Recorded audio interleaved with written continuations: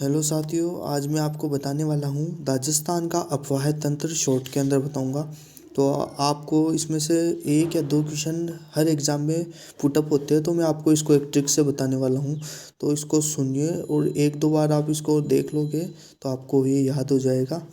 तो पहले इसके अंदर मैं आपको बताऊँगा इसके अंदर कि राजस्थान अफवाह तंत्र 3 भागों में डिवाइड होता है।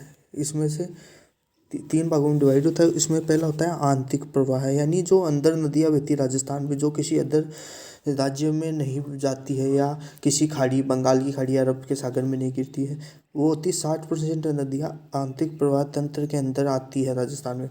दूसरी होती है बंगाल की खाड़ी में जाने वाली। बंगाल की खाड़ी में 23% नदियाँ जाती है और उसके बाद में 17% जो नदियाँ है वो अरब सागर के अंदर बहती है। यह है टोटल। अब आंतरिक प्रवाह की नदियों को याद करने की ट्रिक्स क्या है वो याद करना। काकासा दुधरू गांव में खाक में गया, यानी काकासा काकासा। ये देखो, काकासा यानी का मतलब काकनी नदी, का मतलब कातली नदी जो सिक्कर के अंदर है, नीम का थाना। सा मतलब साबी नदी। उसके बाद में रुद्रु, रुद्रु यानी रूपनगढ़, गगर और रूपारेला और मैया, ये 4 नदियाँ एक जगह हो गई, यानी रूपनगढ़, गगर, रूपारेला और मया, में से मया, ये याद रखना। उसके बाद में खाक, खाक में, खाक के यानी खारियन, खंडेल और मेढा, ये नदियाँ हैं। तो ये मेन जो नदियाँ हैं ये आ गई आंतरिक तंत्र में। तो इसको याद करने के लिए आप इसको 2-4 बार बोले, काकासा दुदुर गांव में खाक में गया। इससे आप ये ट्रिक से आप इसको याद रख सकते हो, इन नदियों को। इनको 1-2 बार रिवाइज करने से आपको याद हो जाएगी। उसके बाद में दूसरा आती है कि सांभर जो झील है, जो सबसे खारे पानी की झील है अपने भारत की।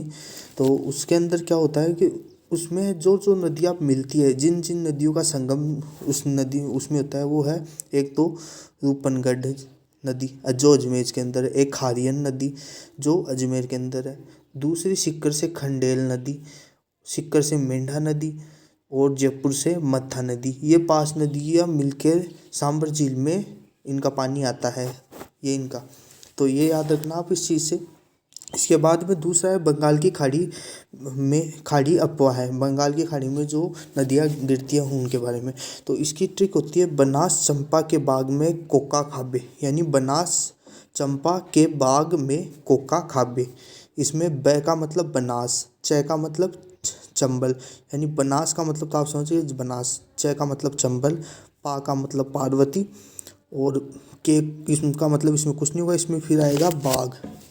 बाघ, बा का मतलब बाणगंगा, गह का मतलब गंभीरी, को का मतलब कोठारी, का मतलब काली सिंध, खा खा का मतलब खारी और बे का मतलब बेड़च। ये याद रखना, यानी बनास चंपा के बाग में कोका खाबे।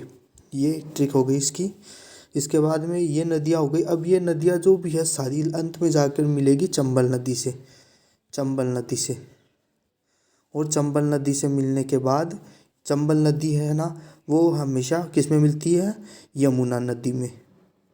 यमुना नदी, यानी यमुना नदी की सहायक नदी कौन है, चंबल। और यमुना नदी गंगा नदी की सहायक नदी है। ये याद आप ध्यान रखना, इसलिए इस प्रकार से। इसके बाद में अरब सागर प्रवाह है।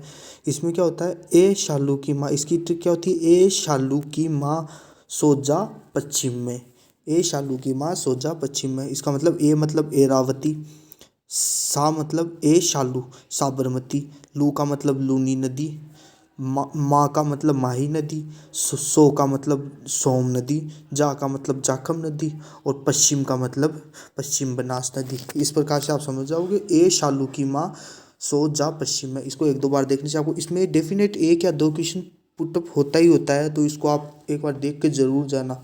नदी बहुत ही इंपॉर्टेंट टॉपिक है राजस्थान ज्योग्राफी से। इसके बाद में माही, सोम, जाखम और साबरमती, ये इंपॉर्टेंट पॉइंट, इसको आप ध्यान रखना कि माही, सोम, जाखम और साबरमती होता है खंबात की खाड़ी में गिरता है। खंबात की खाड़ी गुजरात के पास में, गुजरात के नीचे है, जो वहाँ पे खंबात की खाड़ी में गिरती है 4 नदियाँ, माही, सोम, जाखम और साबरमती, ये याद रखना। इसके बाद में बंगाल के, ये मैंने डायग्राम के रूप में आपको समझाया है कि इसमें किस प्रकार से चंबल नदी यमुना नदी में मिलती है।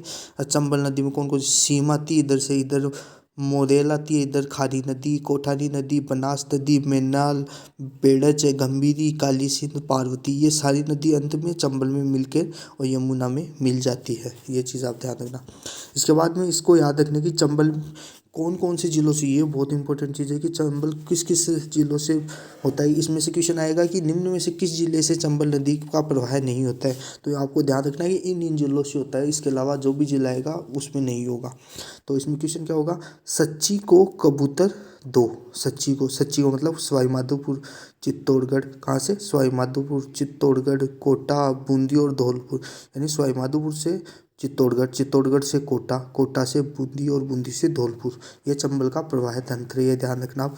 इसके बाद सहायक नदी कौन सी है चंबल की, ये जो मैंने इसमें बताया है उसको ट्रिक है। चंबल में पाका कुबाब, यानी चंबल में पाका कुबाब, चंबल में कौन कौन सी, मेज, पार्वती, कालीबंगा, कूननो कूननो, बनास और बामनी नदी, ये नदियाँ चंबल की सहायक नदियाँ हैं जिनको आपको ध्यान रखना है।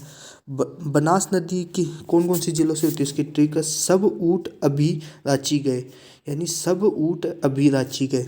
सब ऊँट का मतलब आपको बताता हूँ, हाँ, सब ऊँट अभी रांची गए, यानी स का मतलब सवाई माधोपुर, फिर उसके बाद में उदयपुर, ऊँट का मतलब, तय का मतलब टोक, फिर ए का मतलब अजमेर, भी का मतलब भीलवाड़ा, रा का मतलब राजसमंद और ची का मतलब चित्तौड़गढ़, यानी सवाई माधोपुर से होकर उदयपुर, टोक, अजमेर, भीलवाड़ा, राजसमंद और चित्तौड़गढ़, यानी सब ऊँट अभी रांची गए, सवाई माधोपुर से चित्तौड़गढ़ तक। ये चीज़ आप ध्यान रखना, ये बनास नदी के प्रवाह वाले ज़िले हैं, ये चीज़ आपको ध्यान रखनी है। इसके बाद में आगे आ जाओ, नूली नदी कौन कौन से ज़िलों से होती है, मेन नदी है इनमें चंबल नदी, बनास नदी और लूनी नदी, ये 3 नदियों पे क्वेश्चन बहुत पुटअप होते हैं इसके अंदर। तो इसका क्या होता है कि अपना बजाज यानी अजमेर, मतलब पाली, नागौर, बाड़मेर, जालौर और जोधपुर, इन ज़िलों से होकर ये लूनी नदी प्रवाहित होती है, ये चीज़ ध्यान रखना। तो थैंक यू, मुझे लगा आपको समझ में आ गया होगा। तो वीडियो को लाइक एंड शेयर और चैनल को सब्सक्राइब करें आगे इसी प्रकार के अच्छे अच्छे शॉर्ट वीडियो के लिए, जिससे आपकी तैयारी आसानी से हो जाए। Thank you.